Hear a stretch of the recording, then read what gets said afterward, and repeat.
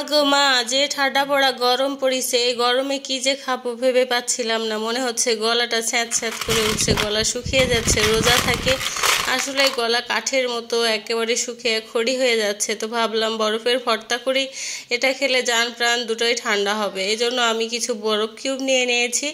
এই বরফটা যে কোনোভাবে কিউব করে নিতে পারেন আপনারা। এই গরমে কি যে অতিষ্ঠ গরম সবাই বুঝতে পারছে, বাইরে গেলে কি অবস্থা, আগুনের ফুলকির মতো মানে ঝরছে মুখ চোখ, মনে হচ্ছে পুড়ে যাবে এমনটা অবস্থা।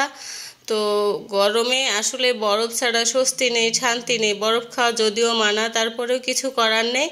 তো এখানে বরফ কিউবগুলো ভর্তা করে খাবো, এমনিতে খেলেও হয়, কিন্তু আসলে একটু টেস্টি করার জন্য, মুখরোচক করার জন্য এই ভর্তাটা করে নিয়েছি। আর রোজা থেকে মুখের রুচি তো চলে গেছে, কিছুই খেতে ভালো লাগছে না ইফতারের পর। আসলে আপনারা মনে করতে পারেন এটা কিসের রোজা, যে নফল রোজাটা রয়েছে, আসলে রোজার নাকি অনেক ফজিলত। তো এই রোজাটা যারা যারা করছে তারা বুঝতে পারছে এই দিনে বাহিরে যাওয়া বা রোজা থাকার পর কি যে অবস্থা বিকেলবেলা, যারা রোজা করছে তারাই বুঝতে পারবেন।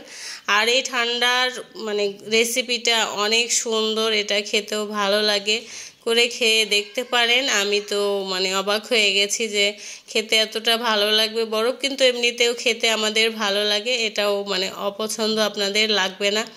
আপনাদের মানে এলাকায় কোন এলাকায় কেমন গরম, মানে কি অবস্থা সবার, অবশ্যই কমেন্ট করে জানাবেন।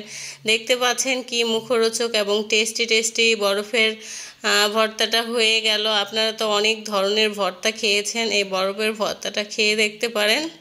বাচ্চারা তো খাচ্ছে, আর ঝালের জন্য যে অবস্থা সেটা করছে। তো বড়দের জন্য অনেক ভালো লাগবে।